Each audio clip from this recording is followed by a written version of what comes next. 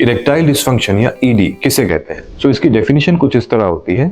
Erectile dysfunction means inability to achieve or maintain erection which is good enough for penetration for satisfactory intercourse। इसका मतलब कि ED का मतलब हुआ हम इस तरह का इरेक्शन या तो अचीव नहीं कर पाते या इरेक्शन आता है पर हम उसे मेंटेन नहीं कर पाते हैं, जो कि पेनिट्रेशन करने के लिए जरूरी है ताकि आप एक सेटिस्फैक्टरी इंटरकोर्स या सेक्स कर पाए। इरेक्टाइल डिस्फंक्शन के बहुत सारे कारण होते हैं। यंग एज इरेक्टाइल डिस्फंक्शन हमने पिछले वीडियोस में डिटेल में डिस्कस किया, जिसका मेन कॉज होता है stress, mental conflicts and some other important things. जबकि ओल्ड एज जो इरेक्टाइल डिस्फंक्शन है, या हम इसको ऐसे बोलें कि रफली 50 ईयर्स के बाद जो इरेक्टाइल डिस्फंक्शन होता है उसके कारण कुछ और होते हैं। Stress, work life disbalance, mental conflicts, इनका बहुत important role more than 50 years में भी होता है। But there are other things जिनका रोल बढ़ने लगता है। कुछ इस तरह की बीमारियां होती हैं जिनका डायरेक्ट असर आपके पेनिस की ब्लड सर्कुलेशन में हो सकता है या उसके सेंसेशन में हो सकता है, जैसे कि डायबिटीज। अगर आपको लॉन्ग स्टैंडिंग डायबिटीज है या फिर डायबिटीज रिसेंटली डिटेक्ट हुई है लेकिन जो ब्लड शुगर्स है वो कंट्रोल में नहीं है, इसके कारण जो पेनिस के सेंसेशंस होते हैं वो खराब हो सकते हैं, नर्व्स डैमेज हो जाती हैं, जो पेनिस में ब्लड सर्कुलेशन है, जो आर्टरीज खून लेके जा रही होती हैं वो ब्लॉक होने लगते हैं, तो आपके इरेक्शंस खराब होने लगते हैं।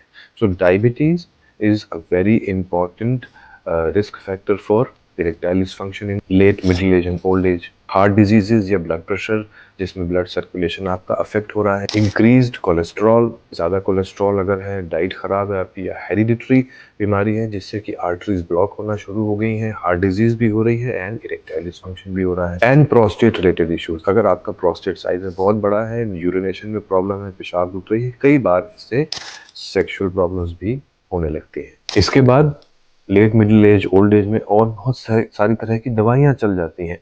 किसी को ब्लड प्रेशर की चल रही होती है, किसी को डिप्रेशन की चल रही होती है, किसी को नींद की चल रही होती है, किसी को हार्ट की चल रही होती है। बहुत सारी ये मेडिकेशंस ऐसी होती हैं जिनका साइड इफेक्ट होता है erectile dysfunction. So there is a long list of drugs, medications, जिसे हम एक अलग वीडियो में डिस्कस करेंगे। So your medications can also cause erectile dysfunction. अगर आपको कोई नई दवाई लिखी गई है या चेंज करी गई है जिसके बाद आपको इरेक्शन में प्रॉब्लम आ रही है, जैसे फॉर एग्जांपल हम प्रोस्टेट के लिए कभी कभी एक कॉम्बिनेशन की मेडिसिन लिखते हैं, जिसका पेशाब रुक रहा है उसे दवाई लेनी पड़ती है, उस मेडिकेशन से जो gentleman who is taking it उसका लिबिडो कम हो सकता है, यानी कि डिजायर कम हो जाती है एंड इरेक्शंस कम हो जाते हैं। और भी बहुत सारी मेडिकेशन है। तो अगर आपको कोई नई मेडिसिन लिखी गई है उसके बाद आपने नोटिस किया है कि प्रॉब्लम हो गई है, तो ट्राई टू फाइंड आउट, हो सकता है उस ड्रग का साइड इफेक्ट हो। Late middle age old age में डिहाइड्रेशन इंपॉर्टेंट कॉज है। Again alcohol, smoking, other type of addictions can cause erectile dysfunction. And कभी कभी प्रीवियस सर्जरीज, खासकर जो लोअर एब्डोमेन की सर्जरीज हैं उसके बाद भी इरेक्शन या इजैक्यूलेशन की प्रॉब्लम्स हो सकती हैं। But for that you will have to meet a urologist and discuss your problems in details. So कहने का ये मतलब है कि अगर ईडी खासकर लेट मिडिल एज या ओल्ड एज में स्टार्ट हो रहा है तो हमें इन बीमारियों को ध्यान में रखना चाहिए, and we will have to evaluate for your blood sugars and blood pressure and cholesterol. इन सारी चीज़ों का इन्वेस्टिगेशन कभी कभी करना ज़रूरी हो जाता है ताकि हम इन बीमारियों को टाइमली डायग्नोज कर पाएँ। कई बार ऐसा देखा गया है कि erectile dysfunction is the first sign of heart diseases.